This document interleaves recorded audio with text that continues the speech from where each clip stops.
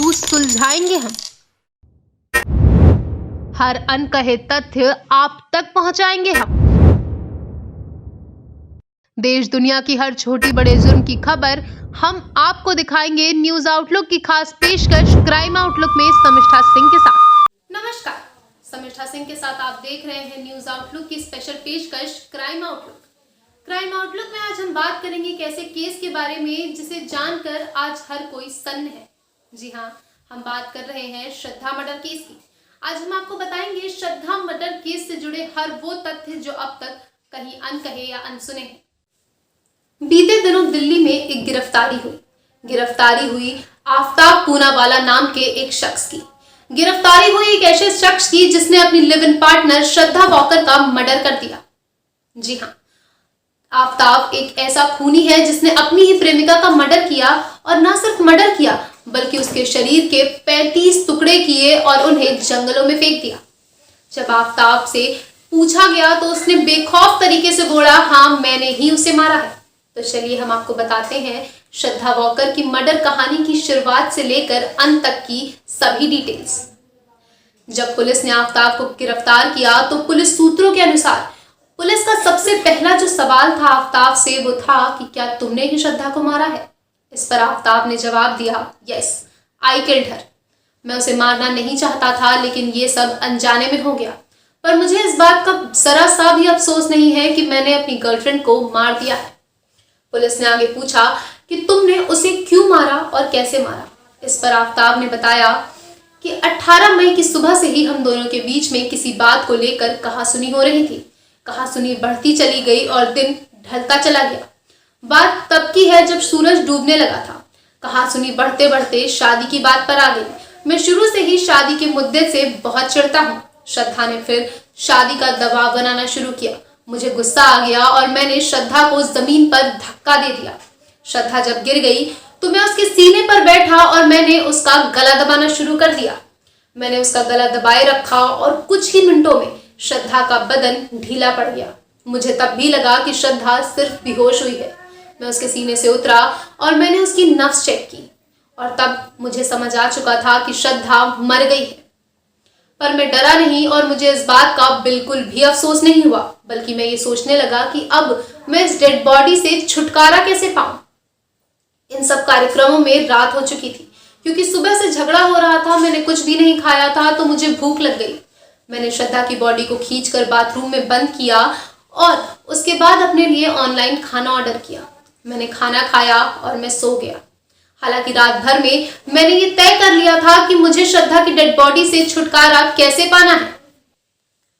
Police ने अगला सवाल आफ्ताब से पूछा कि अगली सुबह तुमने क्या किया। आफ्ताब ने बताया, सुबह 19 मई की थी। मैं उठा, मैंने कपड़े बदले और मैं बाजार गया। वहां एक दुकान से मैंने 300 लीटर का फ्रिज खरीदा। एक दूसरी दुकान से मैंने आरी खरीदी और एक तीसरी दुकान से मैंने कुछ पॉली बैग्स खरीदे। मैं घर आ गया और इन सब में दोपहर हो चुकी थी। मैं घर पहुंचा, उसके कुछ देर बाद फ्रिज की डिलीवरी देने वाला आया।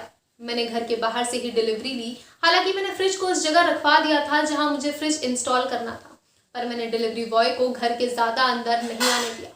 मैंने फ्रिज रखवाया, उस डिलीवरी बॉय को बाहर से ही पैसे दिए और भेज दिया। फ्रिज मैंने खुद इंस्टॉल किया, क्योंकि मुझे डर था कि डिलीवरी बॉय कहीं अंदर आया और उसे किसी तरह की बू आई तो शायद मेरा राज खुल जाए। मैंने फ्रिज इंस्टॉल किया और कुछ देर बाद श्रद्धा की बॉडी को मैंने बाथरूम से निकाला और फिर मैंने बॉडी को आरी से काटना शुरू किया। मुझे शुरू में काफी दिक्कत हुई। उस समय तक रात भी हो चुकी थी, इसलिए मैंने श्रद्धा की बॉडी के सिर्फ कुछ टुकड़े किए और उन्हें पॉलीथीन में भरकर फ्रीजर में रख दिया। बचे हुए शव को, यानी कि जो बची हुई बॉडी पार्ट था जो अभी भी वैसे ही था, उसे फ्रीज में डाला और फिर घर की सफाई करके मैं बड़े आराम से सो गया। अगली सुबह मैं फिर उठा, मैं बाजार गया। वहां से मैंने सल्फर हाइपोक्लोरिक एसिड खरीदा। मैंने गूगल पे सर्च किया था कि कैसे खून के धब्बों को जड़ से खत्म किया जा सकता है। वहां मुझे इस एसिड के बारे में पता चला, इसलिए मैं बाजार से वो एसिड खरीद लाया। 20 तारीख की सुबह से लेकर शाम तक मैंने बैठकर श्रद्धा के शरीर के टुकड़े किए और शाम होने तक श्रद्धा का पूरा बदन टुकड़ों में कट चुका था। श्रद्धा के सारे टुकड़े 35 से 38 पैकेट्स में समा गए। मैंने सभी टुकड़ों को फ्रीजर में रखा, घर को अच्छी तरीके से धुला और फिर उस रात मैंने पहली बार श्रद्धा के टुकड़े को बाहर फेंका। पुलिस ने अब अगला सवाल किया कि तुमने टुकड़े कब और कहां फेंके। इस पर आफताब ने जवाब दिया कि 20 मई की रात पहली बार मैं श्रद्धा के टुकड़े का एक पैकेट लेकर के रात में लगभग 2 बजे घर से बाहर निकला।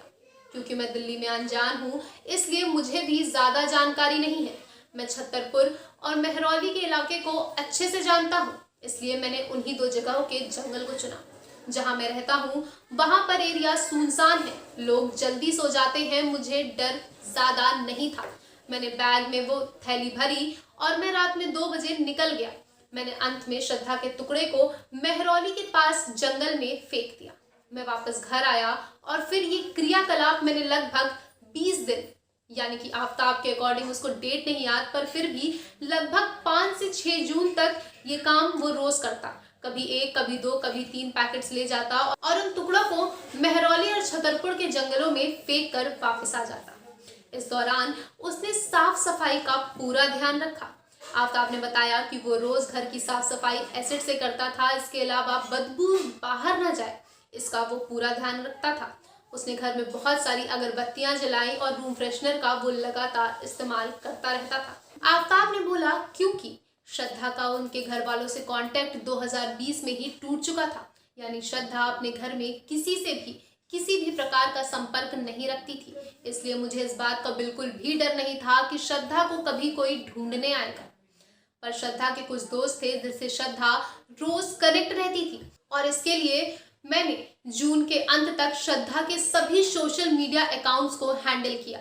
यानी कि आफताब रोज श्रद्धा के सोशल मीडिया अकाउंट से उनके दोस्तों को रिप्लाई देता था, उनसे बात करता था श्रद्धा बनकर। पर यह सिलसिला ज्यादा दिनों तक चल नहीं पाया। आफताब ने कहा कि जुलाई की शुरुआत में मैं समझ चुका था कि इससे ज्यादा मैं इस धोखे को और नहीं खींच सकता, इसलिए मैं मुंबई अपने घर गया। जब मैं घर गया तो मैं श्रद्धा का मोबाइल अपने साथ लेकर गया था और वहीं पर अंतिम बार मैंने श्रद्धा का मोबाइल ऑफ किया और उसे फेंक दिया। मैं घर वापस आ गया और अपनी जिंदगी वापस से नॉर्मल तरीके से जीने लगा। मुझे नहीं लगा था कि मैं कभी पकड़ा जाऊंगा, क्योंकि उस मई से लेकर के जून जुलाई तक के दौरान में मैं रोज न्यूज़पेपर चेक करता था कि कहीं कोई ऐसी खबर तो नहीं जिसमें किसी इंसान के टुकड़े किसी जंगल में पाए गए हों। पर मुझे जब ऐसा कुछ नहीं मिला तो धीरे धीरे करके मैं निश्चिंत हो गया। मुझे विश्वास हो गया था कि अब मैं नहीं पकड़ा जाऊंगा। हालांकि आफताब का ये विश्वास गलत नहीं था।